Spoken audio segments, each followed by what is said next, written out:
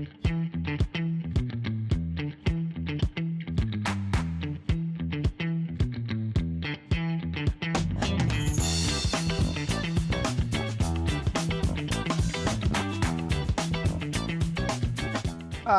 I'm Brian Dunn, and welcome to the most important podcast ever. What makes it so important? It's not about me, it's about you. This podcast is about ordinary people doing extraordinary things, the moments of resilience, the lessons learned, and the small acts that made a big difference. From retail floors to boardrooms, we'll share the untold stories that shape lives and careers. This week, our guest is Michael Much. Michael is somebody that I met years ago in one of any of number of high school basketball gyms. And what I learned as I got to know him and as I've been talking to him recently, his story is amazing. I think of Michael as a modern Renaissance man. So, with no further ado, I'd like to introduce our friend Michael Much.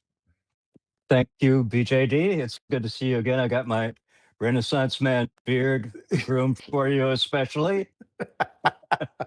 I'm looking I, for you to give me all kinds of wisdom, man. I All stopped by kinds the of wisdom. Um, stopped by the Palaceum or the Colosseum. Made some ritual sacrifices, so we should be completely good to go. and no animals were hurt in those No, rituals. no, Just they don't wanna weren't. get anybody set off. They were avatars. I'd love to start off with you, Michael, because I found this fascinating as you and I had a discussion leading up to this. Can you talk a little bit about your early life, where you grew up, what your childhood was like, and we'll go from there. I think I grew up with a family of gypsies. My mom married 4 times. My dad married 3 times. We moved across the country. I was born in Rochester, graduated from high school in Rochester. Between that time, we moved, lived around the Twin Cities, took a summer, traveled across the country, lived in California for part of the school year, moved to Florida from there, Long Island, New York. I went to probably 20 different schools, um, but it was a great way of growing up. I got to see the world, I got to see the country, and with 20 different schools, it was 20 chances to start over again. And you got to meet so many different people and so many different communities. That must have been very, very interesting.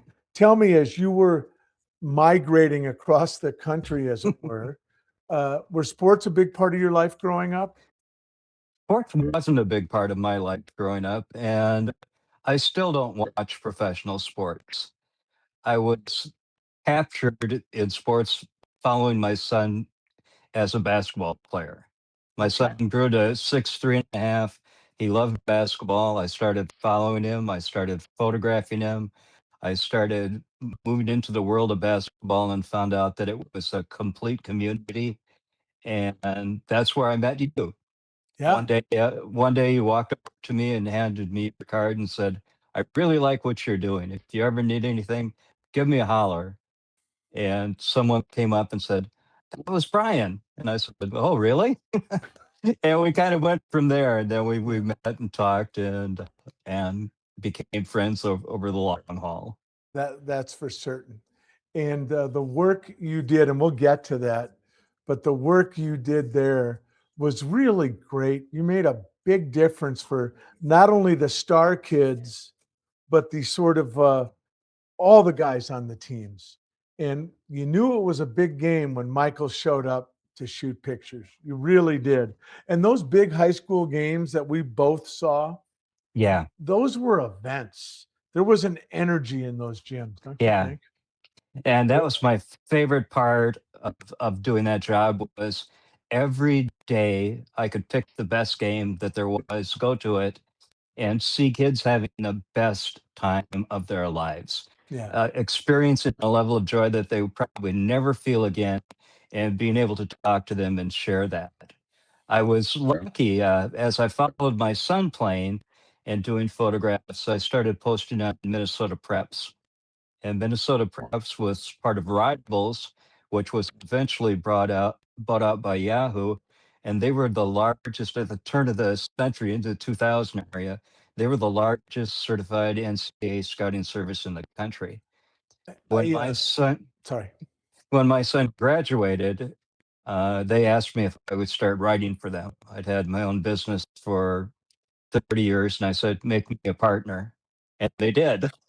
That's 3 years amazing. later, I took over and had the ability to do national profiles, get kids across Minnesota out with national stories on a day-to-day business. Most people knew me as a photographer. In the background, I was running Minnesota Preps with 4 or 5 other writers, and we were putting out way, way more content than anybody else locally or nationally, and it made a difference. Yeah. In fact, and we'll get to this a little later, your coaching tree, as it were, the people that worked with you all went on to do interesting, a lot of them went on to do very interesting things Yep. that Yep. came right from your mentorship and what you had built there. I think that that's an amazing part of the story. But I want to back up a little bit.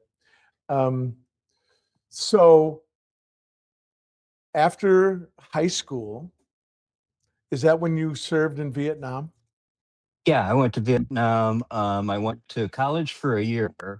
I thought I had the world on a string. My dad had worked for IBM for years. I was a supplemental at IBM.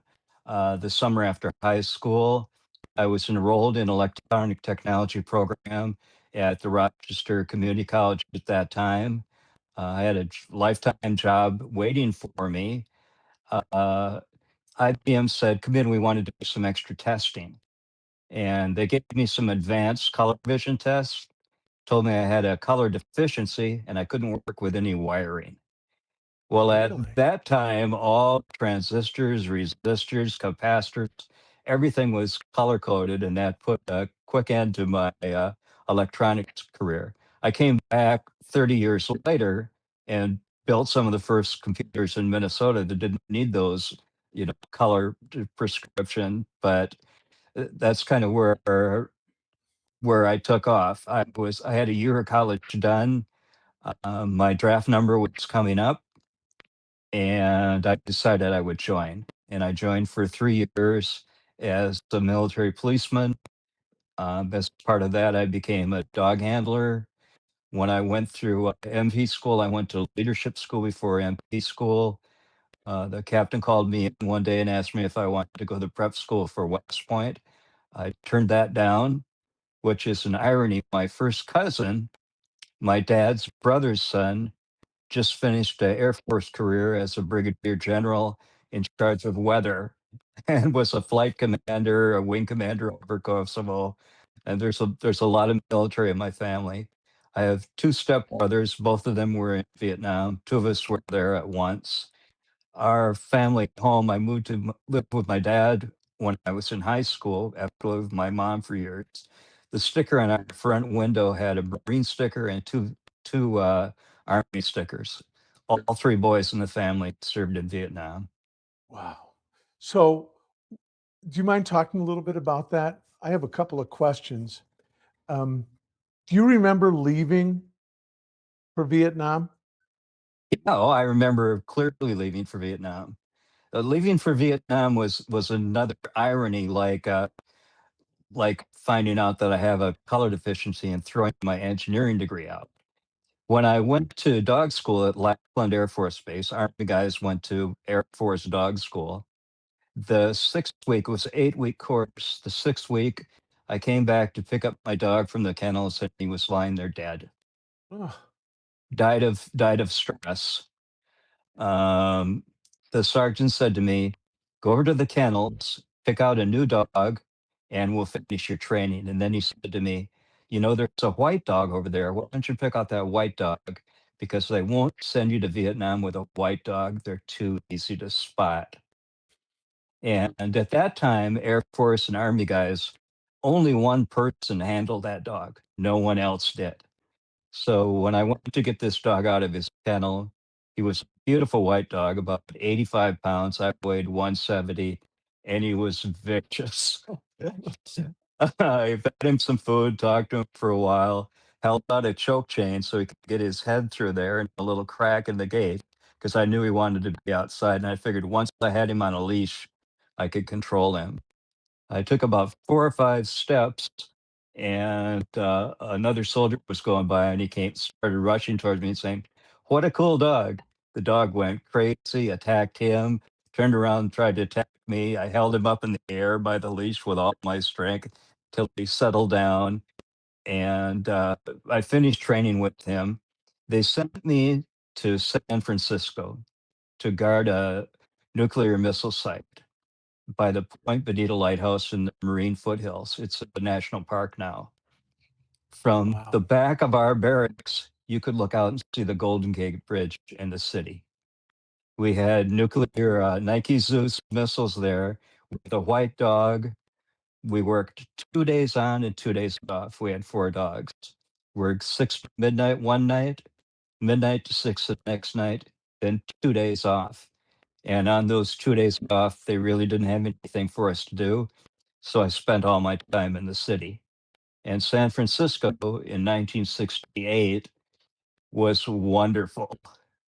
The Fillmore West was there, the Avalon Ballroom was there. I was always a martial arts guy. I found a Kempo school that I went to on a regular basis, made friends in the city. And I thought, geez, I've got it made. This is perfect. Then I got Poison Oak. Oh, Yeah.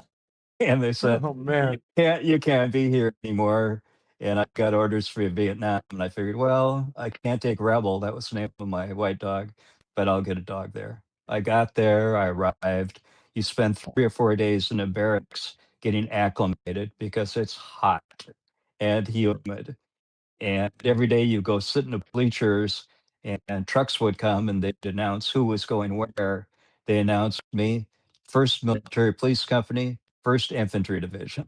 And I went, They put me on a plane, flew me up to Lai, which is also known as Rocket City because it was the highest bombarded base in all of Vietnam over the course of the war. I told them I'm a dog handler. They said, "Well, we have scout dogs. You want to be a scout dog handler?" I went and visited the scout handler guys, and they were on a separate base that was secluded from everybody else. No Vietnamese personnel allowed. They didn't want any foreign scents in the area. The guys were smoking up dope like mad. They had a bucket where they were having a fight between a scorpion and a poisonous snake. And I turned around and went, "No, I think I'll just do regular MLB duty." It was another one of those things in life where you think you got it down pat, and surprise, surprise. It must have been such a shock to the system to go from San Francisco and the music scene at that time and sort of the whole. Um, I presume it was a major hippie vibe in San Francisco at that point. Is that Well, I'll fair? tell you, Brian, you remember Iron Butterfly and Of course. Agata? Saw Yeah. them in person with my friends from the Kempo Karate School. Wow. And at the Fillmore West, later, years later, I went to the Fillmore East in New York City, your old haunts. Yep. And but the Fillmore West was a completely different scene. I remember the night God David was playing, Iron Butterfly was playing. The place was packed. There was a thick haze of smoke everywhere. There was a little dance floor section, and my friends and I walked over to the dance floor section and watched this couple dancing. The guy was doing a yo-yo, and the girl was laying on the floor squirming around. It was a whole different world. But I loved San Francisco at that time. I Yeah. ended up moving into an apartment with a friend and a couple girls from Juneau, Alaska, and they had neighbors who played with Avalon in a group called the Family Dog, which was a light show out of Denver. So I could go over to the Avalon in the evenings, go up behind the stage, watch the Grateful Dead and other bands while they ran the light shows, and it was like a wonderful life. In a way, it's probably good that they sent me to Vietnam. Or Safer. it would have been really, really easy to drift away Yeah. Yeah. with because I spent much, much more time there than I did on the base. Just the music scene alone there, the Jefferson Airplane. I mean, on and on and on. So many cool things. So I'm going to take you back to Vietnam for a second. How long were you in country? I was there for a year, from February of 1969 to February of 19 of the following year of 70. And So the first few months I was there, I was honor guard and security for the general staff. The general staff lived there like he was on the old Michelin rubber plantation. So I loved it there. We had rockets and mortars all the time, but we also had trees and shade. yeah, And right. the general lived in this big old villa, and there were a group of MPs who we would be all switched on. We carried shotguns for short range defense, and basically were his personal bodyguards. Um, After I did that for several months, one day a sergeant came to me and he said, "How'd you like to be on our new V100s, which were armored cars running convoys up and down Highway 13?" And I said, "Yes, yes, please." Mhm. I wasn't getting any sleep. We would work uh, 6 to midnight, but if there were any rockets or mortars or worries about attacks, we would work through to the morning. We didn't have any meals at night. If you wanted to eat, we got up in the daytime. You never got any sleep. You're walking around in a daze. It was dangerous. Um, Getting on convoys and getting out on the road was a wonderful breath of fresh air. Uh, it was probably less dangerous than being on the base camp, but at the same time, there was you had to be aware all the time. There were a lot of improvised explosive devices. I had trucks damaged in convoys in front of me a couple times, and but I got to get out and see the country, and I was free. I think during the time that I ran convoy escorts, I ended up in charge of three V100s, three armored cars, and we would usually take five or six trucks of troops. They didn't want to fly them out on patrol on helicopters because it would be too easy to spot where they were dropping the guys off. Right. So we would escort the infantry out in the middle of nowhere and drop them off, and then we go and pick them up. And as we would go through these little villages and little side roads, um, this was in the Iron Triangle, which was the staging area in the main part of Vietnam underground tunnel structure. The tunnels of Cu Chi were in our area, and so when I went through those villages, I always carried an M79 grenade launcher with which were called that it had an explosive, but it also had what were called flechette rounds, which were 100 or so little steel needle pins that would be fired a bit short at close range was like firing a shotgun. And I always figured going through close brush in villages that we didn't know, that had a good deterrent effect. And if we were ever attacked, could push back problems very quickly. Yeah. We were extremely well armored. We all carried 45s on shoulder holsters. We had M16s in the front of our V100. We had twin 30 caliber machine guns that I operated out of a turret. Um, we also had grenades, M60 machine guns that our engineers welded on the back of our V100s to give us extra firepower. And we felt reasonably safe. Prior to that, MPs had escorted convoys in jeeps, and to have armored cars all of a sudden uh, was a wonder. And we were Yeah. independent. I remember once on the convoys that I ran for 5 or 6 months, having a lieutenant and officer come out into the field and check up on us. So we were MPs, but Yeah. a lot of times we didn't wear MP gear. We didn't clean and polish up our armored cars and paint stuff all over them. We let them get dirty and dusty, and we kind of fit in with the infantry more. Right, right. It's what a massive responsibility for a young man. Oh, To have those escort those troops into the hot areas is just that's a big responsibility. well, Were there at the time it was a gigantic adventure. But then as the years went by, the danger started sinking in, and it's affected me more and more over the years. What a crazy situation it was to be put in yeah, for for so many of us, for 50,000 that died and several yeah, hundred thousand that served there. right. And when you were there was that shortly after the Tet Offensive? The Tet Offensive was January of 1968. Yeah. So I arrived just after the Tet. And the Um, tide was turning at home. Yes, the tide was turning at home, but for us, we didn't have any contact. 1968, I was in the midst of the Cultural Revolution. 1969, I was completely isolated.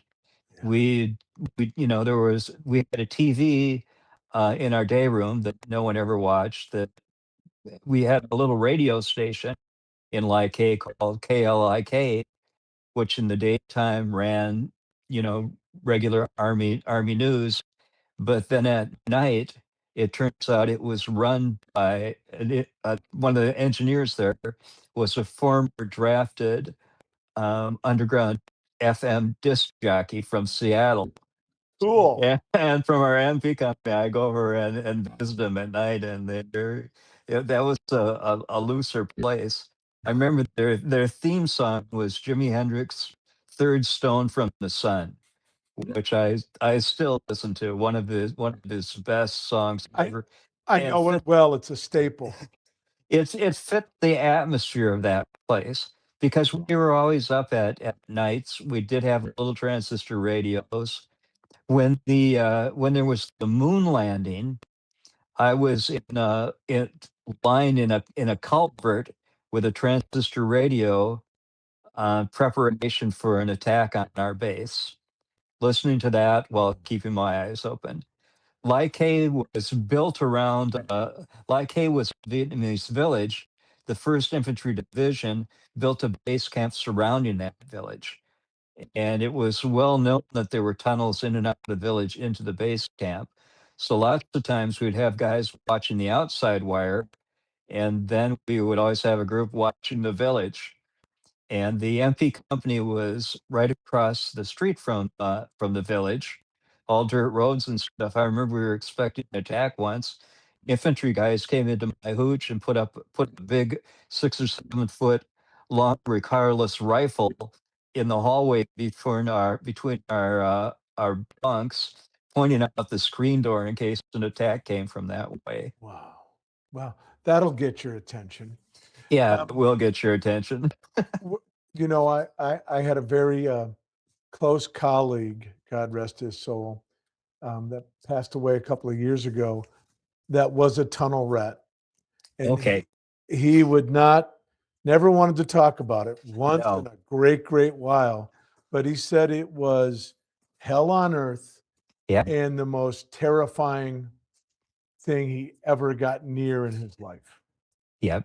And the tunnel rats were first infantry division guys were in there, along with 25th infantry division guys. All those tunnel complexes were underground. They had hospitals, um, recreation areas, but they also had punchy tripes, hits. They dunk the ends of the bungee sticks, which are basically a piece of bamboo that's been sharpened to a point, dunked in dung or something nasty, and the sharp end point in the ground, and then it would make traps over the top that you could fall in. And that was one of the things that we were scared of most, stepping on a bungee stick. Yeah. I've read so much about it, and of course, it's not anything like your experience, but just reading about it as a young man was just terrifying. You know, Americans are funny. We grew up when we were kids. We all had guns, and we played cowboys and Indians. Played war. World War II was over. My dad was a submariner at the end of World War II. I used to watch the silent service whenever I could that showed submarine battles and stuff. I know it. And Yeah. the country raised a whole generation that was built around bravery and fighting and courage and conquering stuff. So for a lot of people that went to Vietnam, it was a challenge. Well, all the special forces guys, I mean, all the operators, they're still going for the thrill. And there was a certain part of that for me. I enjoyed that being out on patrol. Your senses are completely heightened. You're aware of everything that's going on around you, and you've got those highs. At the same time, there was always something comedic, something crazy going on. I remember we went out in the field one day. We were on a long patrol, and a tanker crew went along with us to clear the roads. They would always have a mine sweep and a tank would usually go through those big tracks, could deal with improvised explosive devices. And I'll tell this story now. I hadn't told it before. I could have got in trouble back in the day. But when I got my laundry, they delivered a colonel's uniform for me in along with my laundry. And I What had could that in go my wrong? garage. So we were in our V100s. We had three of them. We parked in a circle up like a wagon trains on this little dirt spot. There was a long convoy that would go up Thunder Road, which was the name for Highway 13. It went north and south, parallel to the Ho Chi Minh Trail. They had their trail for supplies. We had Highway 13 for our supplies. And when long convoys would come up from Saigon going way north, when they came to the First Infantry Division, we would add security.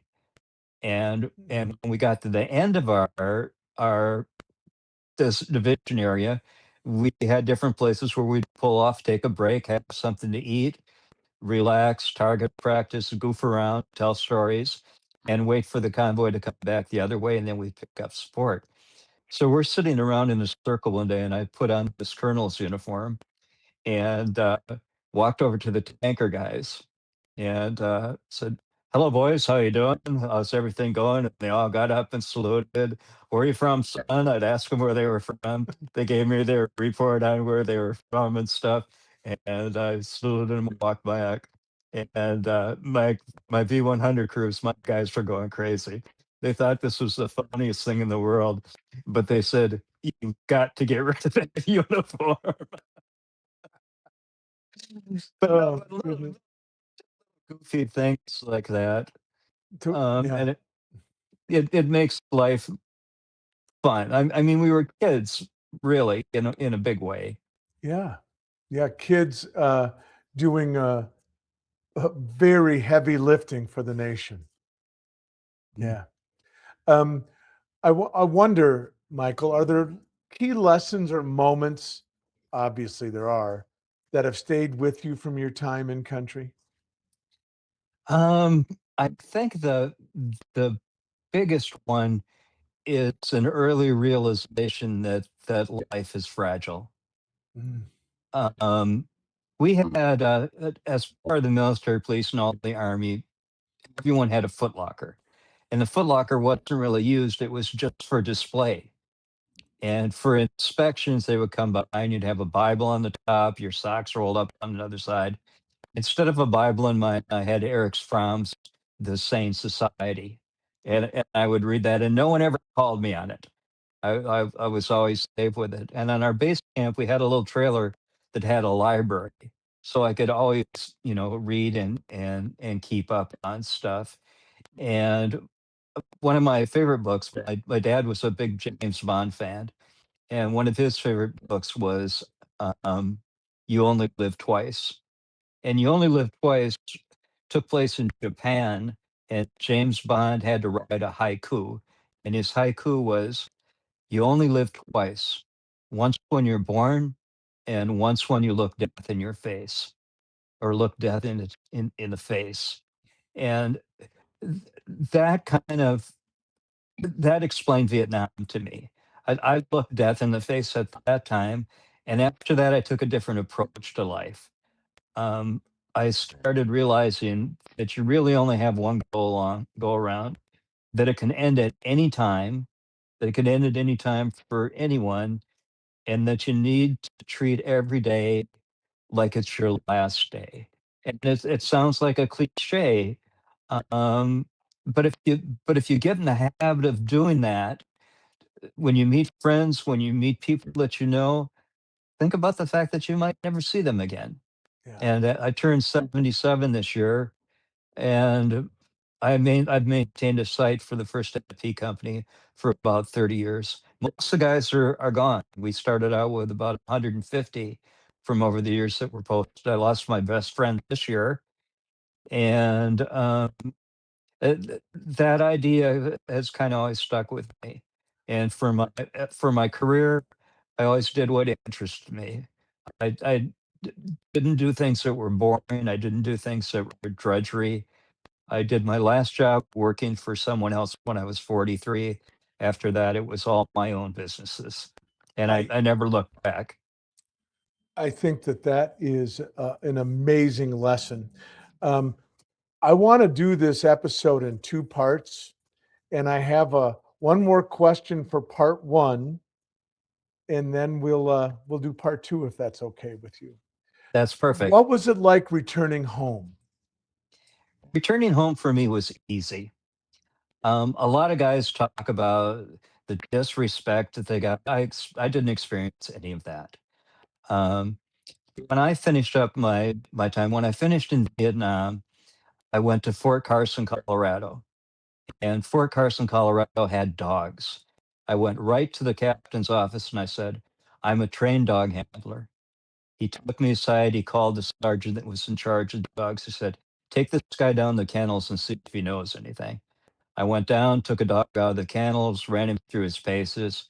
I went back and the sergeant said, "We need him." And so I became a dog handler. About 2 weeks later, the captain called me into the office and he had a manila folder on his desktop. He took out the folder, he opened it up and said, "Here, this is for you." It was a promotion to sergeant and a second commendation medal from the 1st Infantry Division. About 2 months before I left Vietnam, a black sergeant, probably the only black guy in the whole MP company, came up to me and said, "Son, I'm going to recommend you for sergeant for your work you've been doing on your convoys and patrols. And these are the questions I'm going to ask you in your interview." And he went through and went down a list. He wanted to make sure I did well. And he said, "Now go get an F and a haircut and put on a clean uniform and come in and we'll do the exam." And I came in and did that. And I got this post dated promotion. And so my last 8 months in Colorado Springs as the NCO and start in charge of training was a wonder. I lived off base in Manitou Springs, went tubing all the time on the North Platte, and it was a great way to finish up my career. From there, instead of going home to my dad, my family in Rochester, I wanted to go visit my family in New York, who was living. They were living in Long Island, in Port Jefferson, which is across from Connecticut. And so I traveled there, spent time with my family. My brother was close to my age, a couple years younger. He introduced me to all his friends. They were all hippies. They were all freaks. A lot of drug use. My brother was heavy into amphetamines. Had got hepatitis. Had to have the whole family test and everything.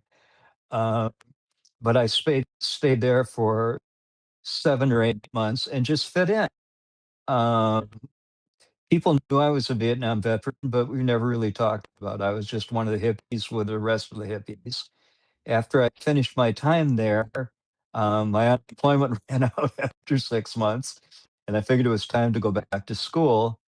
And I didn't have a car, So I hitchhiked up through New York State, up into Canada, hitchhiked across Canada, hitchhiked back down into Minnesota, and went out and moved in with my grandparents who'd helped raise me a lot in Chester, Minnesota, and went back to school there. This story, I told you folks, he's a Renaissance man. It's fascinating. We're going to end part one here, and then we're going to pick up with Michael on part two. So that's it for this episode of the most important podcast ever. A big thanks to Michael for sharing the story and to you for listening. If you enjoyed this conversation, share it with someone who might find it meaningful, and who wouldn't find it meaningful. You can watch and listen on our YouTube channel, and you can follow us on social media, and we're available wherever you get your podcasts. Thank you so much, Michael. Thank you, Brian. This has been great.